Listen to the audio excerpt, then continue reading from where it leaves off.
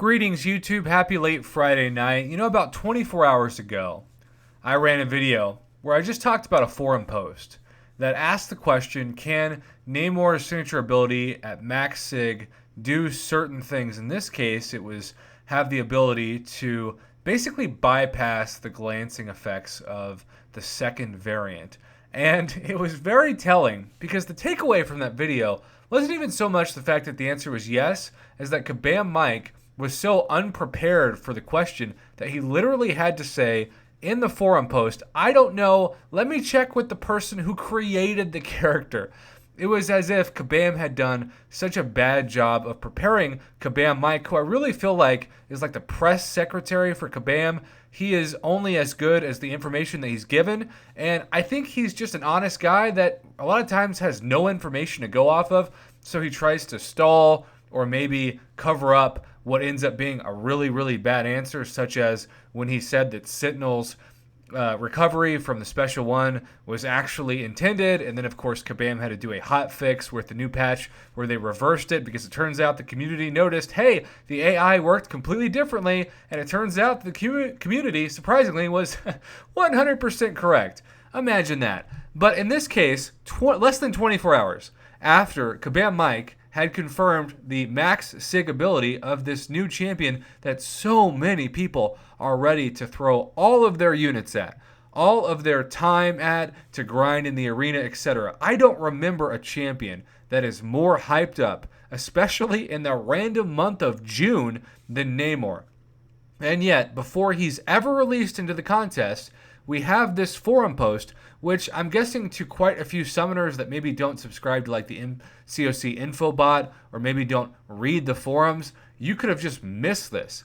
And the discussion on this forum post is flat out closed. And that's why this thing was sent to me like 50 times today, because people wanted to comment on it or ask questions. But when you scroll down, you'll see the words, this discussion has been closed, because they want to actually deter people from having an honest conversation about what the heck is going on with this champion. But basically, here's the deal. We're going to read this post together.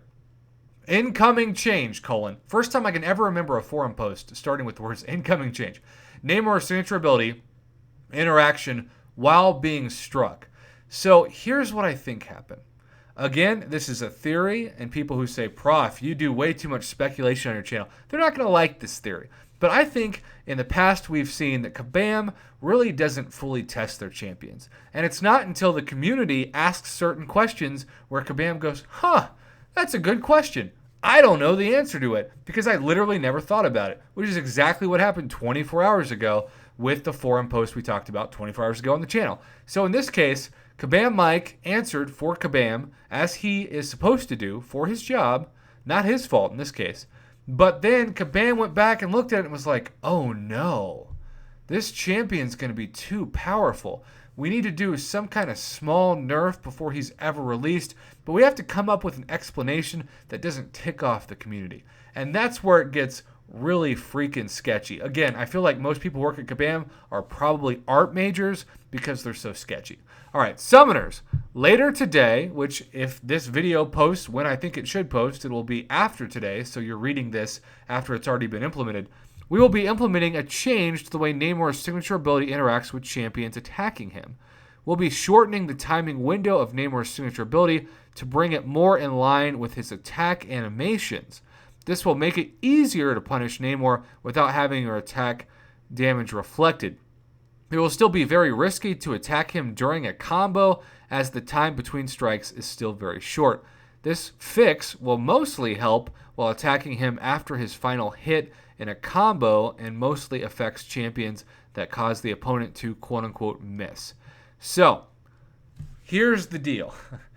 I don't think Kabam's goal was to help people save revives or potions with the, say, uncollected final boss fight. Because their goal is to make money off of you, which is proven time and time again when they don't wait to actually worry about this. Actually, I should say this. They wait way too long to worry about that. We're talking about after the month is over, after people have lost so much in terms of revives and units to a boss fight, and particularly when people have grinded in the arena for millions upon millions of points, or used thousands upon thousands of units to get the featured, in this case, Cavalier crystal, or maybe it's uncollected crystal for those of you who aren't Cavalier yet. Then the month later, when the new patch is out, they'll put like one sentence in. It's like, oh, by the way, we changed how this champion interacted, which actually made them much worse. But we wanted to wait until after one, you had spent all those revives and potions and units on getting that boss down. And two, we also wanted to make it to where we didn't do this until after you had spent so many hours grinding for the champion, or so many thousands of units actually trying to pull the champion out of crystals. So in this case, they did it early, which on paper is better. I mean, it's better that you see that there's a change to this champion than before you go for him in the arena, or you go for him in a Grandmaster or Cavalier featured crystal. But at the same time, why is this? Well, I can't tell you. This is so many other people's words, not mine. How many people have messaged me tonight and they've said, Prof, we don't think again that Kabam tested the champion. And when people, just by reading his signature ability, started to ask questions, that's the first time that Kabam really thought about the ramifications of what this champion would look like in Alliance War or Alliance Quest, or even just questing in general. And then they actually tested the champion, probably for the first time in this context, and that's when they realized that these changes needed to be made, and that's why they're making them now. Why am I making this video? It's because when you're a multi-million-dollar company that prides itself on being a company that justifies a multi-million-dollar game, you should think about all the modes that you're going to put this champion in before you release them. And in Kabam's defense, the best thing about their new champions, even somebody like Diablo, who by all accounts sucks, they look great and the animations are great. I have full faith in the designers of these champions, particularly with the animations and even the special attacks, that they do an incredible job. But it's the gameplay, right? It's the gameplay and the situational gameplay that they feel like they just need to spend more money staffing testers, trying to see how they're going to interact. Because what happens is players get screwed. In this case, at least they're not screwed after they spent thousands of units to grind for the arena or to throw at crystals and terrible RNG to get those champions. But still, these kind of situations, you can understand mistakes happen, right? If they happen once or twice in a given year, that's fine. But they're happening multiple times. And really, every month, something like this is happening. They might have a fixed budget for when it comes to testing champions. They need to increase the money allotted on that budget. Because quite simply put, the summoners shouldn't be having to do Kabam's job for them. In this case, just by asking them questions based off of the way the signature ability is being written.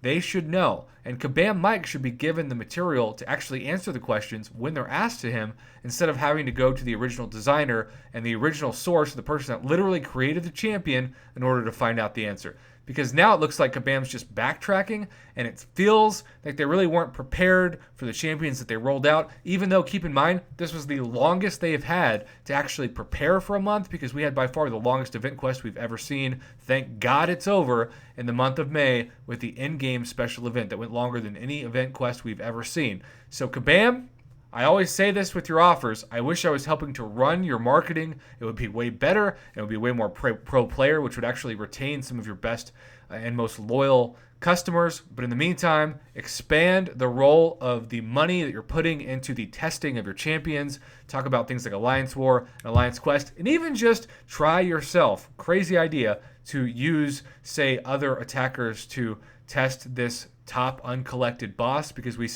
had to see a hotfix for Nameless Thanos and Uncollected, and now we're seeing a change in Namor's signature ability, which is confusing given that you've had so much time to work on this. So the question is, for this video, is Kabam testing their champions enough? And really the answer, of course, and some people are going to comment on this, of course the answer is no. Now it's up to them to figure out going forward if they're going to be doing the time and effort to actually get this done, or if they're going to rely on the player base to call them out on things, which is not the player base's job. But again, what else is new? Thanks for watching, YouTube. Have a great Friday, or if you're waking up across the pond, hello Insomniac/zombies. Happy Saturday.